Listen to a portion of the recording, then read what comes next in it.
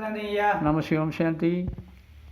ஐயா, நான் ஆலோசகராக ஒர்க் பண்ணுறேன். என் பேர் சுப்பிரமணியன். நல்லது. போதை மனநல மறுவல் மையத்தில் இப்போதைக்கு வேலை செஞ்சுட்டு இருக்கேன். சரிங்க. ஒவ்வொரு அமாவாசைக்கும் ஒவ்வொரு பௌர்ணமிக்கும் இங்கே வந்து நான் கற்றுக்கிட்டு ரொம்ப பயனுள்ளதாக இருக்கேன். ஆரோக்கியமான முறையில் கற்றுக்கிட்டு போகிறீங்க, நல்லா இருக்கிறீங்க. ஆமாங்க ஐயா. சரிங்க. இப்போ மனநலம் மனநோயால் பாதிக்கப்பட்டவருக்கு எந்த அளவுக்கு பயனுள்ளதாக இருக்கும் என்று விளக்கமாக சொல்ல முடியுமா ஐயா? ஓ, அதாவது நீங்கள் இங்கே ஆரோக்கியமான நல்ல மனநிலையில் உள்ள உங்களுக்கு எந்த அளவுக்கு பயன்பட்டுருக்கோ அதே மாதிரி மனநிலை பாதிக்கப்பட்டவங்களுக்கு இந்த யோக பயிற்சி முறை எந்த அளவுக்கு பயனுள்ளதாக இருக்கும் அப்படின்னு கேட்க வரீங்க, அப்படி தானுங்க? ஆமாங்க ஆமாங்க. ரொம்ப நல்லதுங்க, ரொம்ப நல்லது. அதாவதுங்க, முதல்ல மனிதன் ஏன் மனநிலை பாதிக்கப்படுறான்ற விஷயத்தை கண்டுபிடிக்கணும். அப்படின்னா மனம் என்றால் என்ன, அது எங்கே இருக்குன்னு கண்டுபிடிக்கணும். இங்கே யோக பயிற்சிக்கு முதல்ல வரும்பொழுது நாங்கள் என்ன செய்கிறோம்னா சுய அறிவு கொடுக்குறோம். சுயம் தன்னை ஆத்மான்னு ஒன்று சொல்கிறோம். ஆத்மா என்பது தெய்வீக ஒளி மற்றும் சக்தியால் ஆனன்னு சொல்கிறோம். அதற்கடுத்து அதில் எண்ணங்களை எண்ணும் சக்தியாக மனமும், தீர்மானிக்கும் சக்தியாக புத்தியும், தான் செய்த காரியங்களின் நன்மை தீமைகளை பதிவு செய்யும் பொழுது சம்ஸ்காரமாகவும் இருக்கிறது இந்த ஆத்மான்னு முதல்ல சொல்கிறோம்.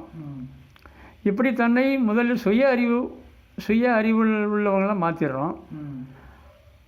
ஆக இந்த சுய அறிவு எப்படி தடுமாறும்னு கேட்டிங்கன்னா, இந்த மனித சமுதாயத்தில் ஒவ்வொரு குடும்பத்தில் இருக்கவங்களுடைய உறவுகள் இருக்கு இல்லைங்களா, ஒவ்வொரு உறவுகளுக்கும் மத்தியில் இருக்கக்கூடிய நியமங்கள், அன்பின் வெளிப்பாடுகளால் வரக்கூடிய நியமங்கள் முறிவுபடும் பொழுதோ அல்லது சிதை வரும் பொழுது தான் ஒவ்வொரு மனிதன் தடுமாறுறான்.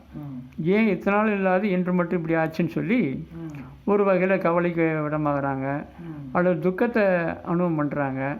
வெளியே சொன்னால் வெக்கம், சொல்லாமல் இருந்தால் துக்கம் சொல்லி நிறைய பேர் அதை மறக்கிறதுக்கு தற்காலிகமாக நீங்கள் சொன்ன மாதிரி போதை போன்ற வசதிகளுக்கோ இன்னும் சில தீய பழக்க வழக்கங்களுக்கு ஆளாயிடுறாங்க.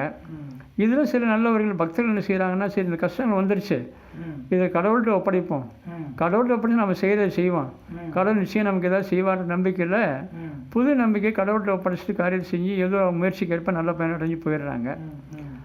ஆனால் இந்த தீய பழக்க வழக்கத்துக்கு அடிமையானவங்களுக்கும் பக்தர்களுக்கும் இடையில் இந்த யோக பயிற்சி என்பது எந்த அளவுக்கு பயனுள்ளதாக இருக்குன்னு கேட்டிங்கன்னா, மொத்தத்தில் ஒரு காரியம் செய்யும் பொழுது இது எதுக்காக செய்கிறோம், இது நம்முடைய குடும்ப சூழ்நிலைக்கும் நம்மிடம் இருக்க பொருள் வருவாய் சக்திக்கும் ஏற்புடையதா, இந்த காரியத்தை செஞ்சால் நமக்கும் நம்மை சார்ந்தவர்களுக்கும் நன்மை பெறக்கூடியதாக இருக்குமா அப்படின்னு முதல்ல காரியம் செய்கிறதுக்கு முன்னாடியே சிந்திச்சுட்டு அதன் பின் விளைவுகளை ஏற்கனவே இந்த காரியம் செஞ்சனாலும் நமக்கு என்ன கிடைச்சது, இப்போ செஞ்சால் மீண்டும் நமக்கு என்ன கிடைக்கும், எதிர்காலத்தில் என்ன பயனுள்ளதாக இந்த காரியம் அமையன்ற முன்கூட்டியே செய்வதற்கு முன்னாடி ஆராய்ஞ்சு அறிஞ்சு காரியத்தில் இறங்கி எப்பொழுதுமே தனக்கு சுகமாக அமைதி ஆரோக்கியம் ஆட்சி தரக்கூடிய நல்லெண்ணங்களை மனதில் உற்பத்தி பண்ணி அதன் வழிப்படி மனதையும் புத்தியையும் ஆரோக்கியமாக வச்சு பரமாத்மாவோட நம்முடைய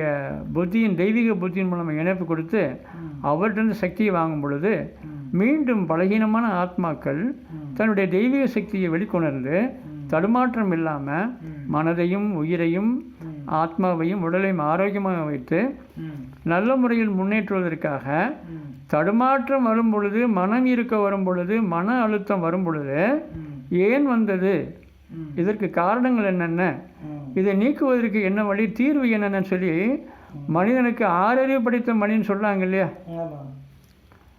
அந்த ஆறாம் அறிவை தூண்டும் ஒரு பயிற்சியாகத்தான், அதாவது ஆறாம் அறிவை முழுமையாக பயன்படுத்தி தான் தடுமாறாமல் திசை மாறாமல் கொள்கை லட்சியத்தில் தடுமாறமாக இருந்து நல்ல முறையில் நேர்மறையான எண்ணங்களை எண்ணி அதை செயல்முறை கொண்டு வருவதற்கு யோக பயிற்சி மூலமாக ஆத்மசக்தியை வளர்த்து மீண்டும் நல்ல நிலைக்கு வளர்ந்து அமைதி ஆரோக்கியம் ஆசி நிறைந்த வாழ்வாக அமைத்து கொள்வதற்கு உறுதுணையாக இருக்கும் ஆறாம் அறிவை முழுமையாக பயன்படுத்தும் அல்லது தூண்டுவதற்கு ஒரு நல்ல கருவியாக இருப்பது தான் இந்த யோக பயிற்சின்னு சொல்கிறேங்க.